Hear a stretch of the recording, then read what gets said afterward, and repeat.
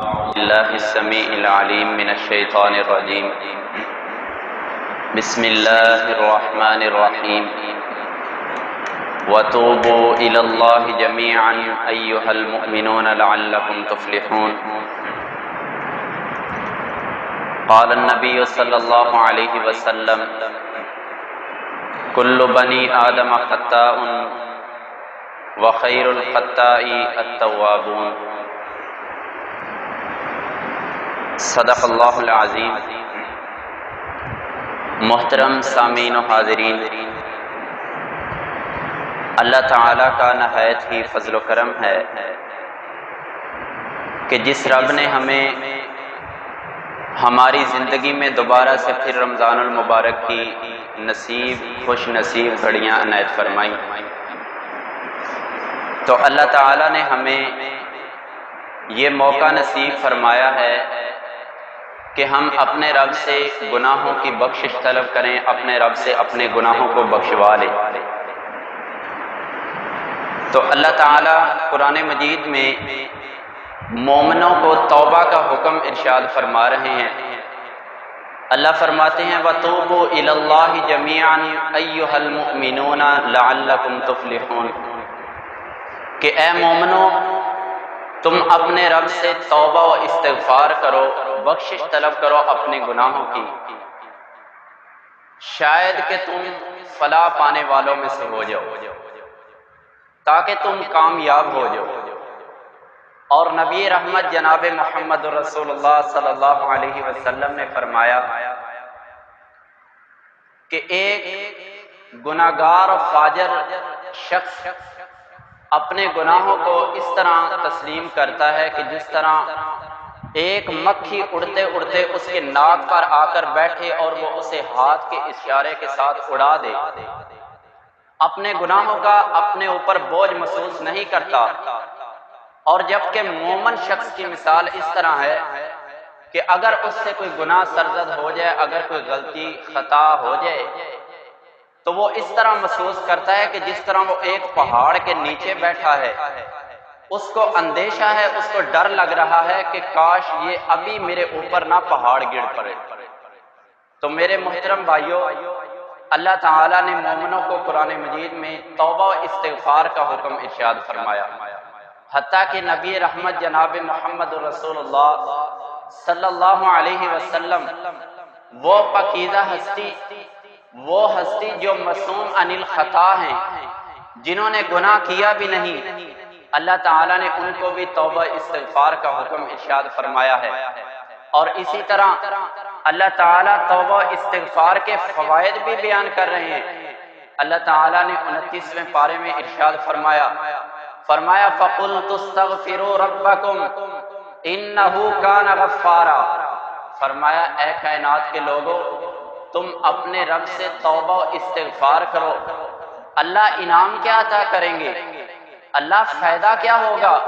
اللہ فرماتے ہیں اِنَّهُ كَانَ غَفَّارًا، اگر مجھ سے توبہ کرو گے، اپنے گناہوں کی بخشش مانگو گے، سب سے پہلے میں تمہاری زندگی کے سارے گناہوں کو معاف کر دوں گا، تمہاری زندگی کے سارے گناہوں کو معاف کر دوں گا۔ فرمایا اِنَّهُ كَانَ غَفَّارًا يُرْسِلِ السَّمَاءَ عَلَيْكُمْ مِدْرَارًا، دوسرا انعام اللہ دیں گے، اللہ فرماتے ہیں آسمان سے موسلادھار بارشوں کا نزول بھی کر دوں گا۔ وَيُمْدِدْكُمْ بِأَمْوَالٍ، اور تمہیں مال جیسی نعمت بھی عطا کروں گا، دولت بھی عطا کروں گا۔ فرمایا وَبَنِينَ وَيَجْعَلْ لَكُمْ جَنَّاتٍ، اور اگر کسی کے پاس اولاد نہیں ہے، اللہ نے اولاد سے محروم رکھا ہے، استغفار کریں، توبہ کریں، اپنے رب سے معافی طلب کریں، اپنے گناہوں کی بخشش طلب کریں، اللہ فرماتے ہیں وَبَنِينَ، میں تمہیں بیٹوں جیسی نرینہ اولاد بھی عطا کروں گا، تمہیں دولت عطا کروں گا بیٹوں کی شکل میں۔ فرمایا وَيَجْعَلْ لَكُمْ جَنَّاتٍ وَيَجْعَلْ لَكُمْ أَنْهَارًا، یہ تو دنیا میں انعامات ہیں، لیکن اللہ فرماتے ہیں جو استغفار کرے گا، توبہ و استغفار کرے گا، میں اسے آخرت میں بھی انعامات سے نوازوں گا۔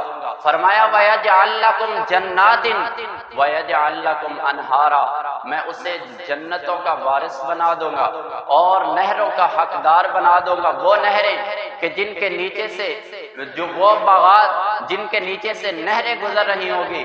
میرے محترم بھائیو، توبہ استغفار کی بہت زیادہ برکات ہیں۔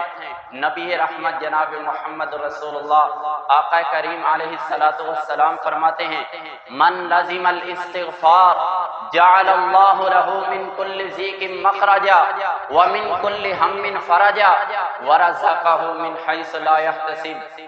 آقا علیہ الصلوۃ والسلام نے فرمایا، جو شخص استغفار کو لازم پکڑ لیتا ہے، استغفار کو کثرت کے ساتھ کرتا ہے، اللہ فرماتے ہیں جعل اللہ لہ من کل ضیق مخرجا۔ نبی علیہ الصلوۃ والسلام نے فرمایا اللہ اس شخص کے لیے ہر غم سے نکلنے کا راستہ آسان بنا دے، ہر غم سے نکلنے کا راستہ اللہ آسان بنا دیتے ہیں۔ کس وجہ سے؟ استغفار کی برکت سے، استغفار کی وجہ سے۔ وَمِن كُلِّ هَمٍّ فَرَجًا وَرَزَقَهُ مِنْ حَيْثُ لَا يَحْتَسِبُ۔ اور آقا علیہ الصلوۃ والسلام فرماتے ہیں جو شخص کثرت کے ساتھ استغفار کرتا رہے گا، اللہ تعالیٰ اس شخص کو ایسی جگہ سے رزق عطا کریں گے جہاں سے اس کا وہم و گمان بھی نہیں ہوگا، ایسی جگہ سے اللہ رزق عطا کریں گے جہاں سے اس شخص کا وہم و گمان بھی نہیں ہوگا، کبھی سوچا بھی نہیں ہوگا کہ یہاں سے مجھے رزق آئے گا۔ اللہ تعالیٰ رزق کی فراوانیاں عطا کریں گی۔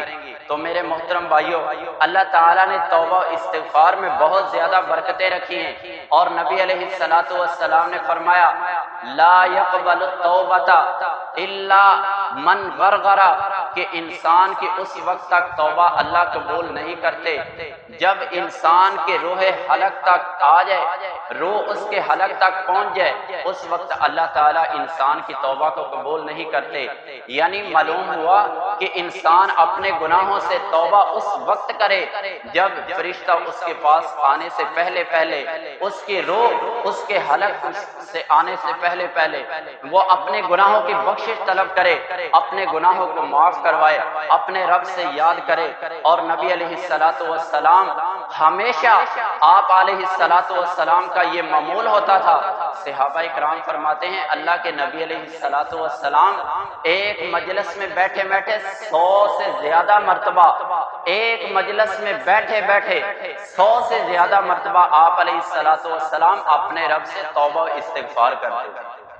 وہ نبی کہ جس نے کبھی گناہ نہیں کیا، راتوں کو اٹھ کر اپنے رب سے معافی طلب کرتے، توبہ و استغفار کرتے۔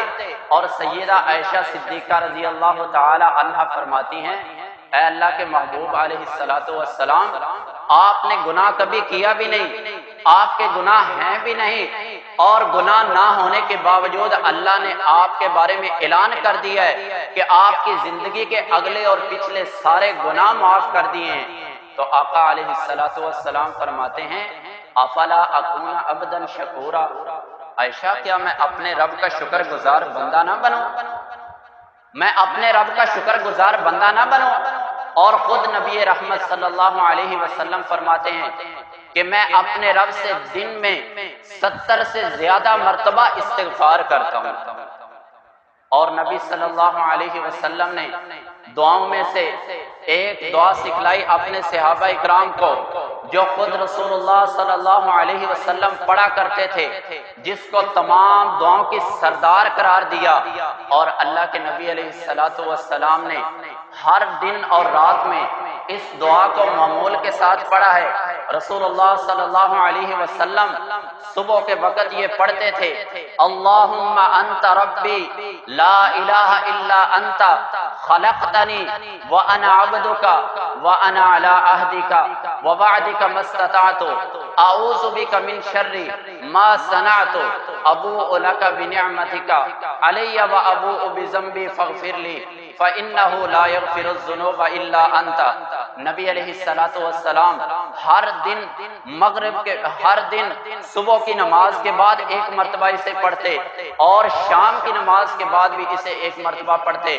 اور اس کی فضیلت کے بارے میں رسول اللہ صلی اللہ علیہ وسلم نے فرمایا جو شخص صبح فجر کی نماز کے بعد ایک مرتبہ اس دعا کو یقین دل کے ساتھ دل و جان سے اقرار کرے اور دل کی تصدیق کرتے ہوئے اس دعا کو پڑھے، اور اگر شام تک اس شخص کو موت آ جائے تو وہ سیدھا جنت میں جائے۔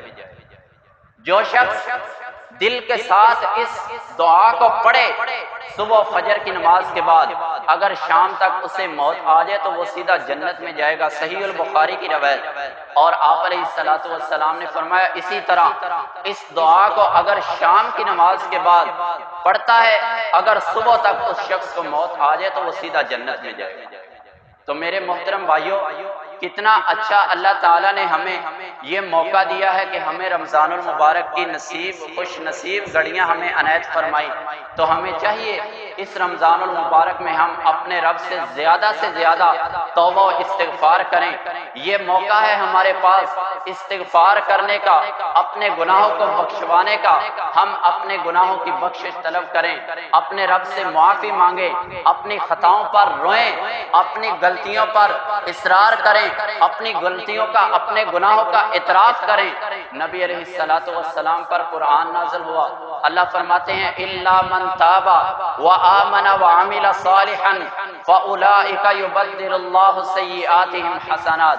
اللہ فرماتے ہیں جو شخص اپنے گناہوں کا اعتراف کرتا ہے، جو شخص مجھ پر ایمان لائے اور نیک عمل کرے، اللہ فرماتے ہیں میں اس کی زندگی کے سارے گناہ معاف کر دیتا ہوں، بلکہ فاولئک یبدل اللہ سیئاتہم حسنات۔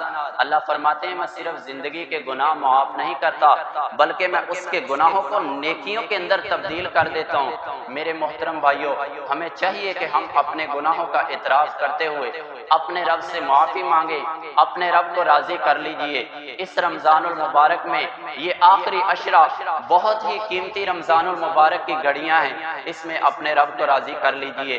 اللہ سے دعا ہے کہ اللہ تعالی ہمیں زیادہ سے زیادہ توبہ و استغفار کرنے کی توفیق عطا فرمائے، اپنی غلطیوں کا اعتراف کر کے اپنے رب کو راضی کرنے کی توفیق عطا فرمائے۔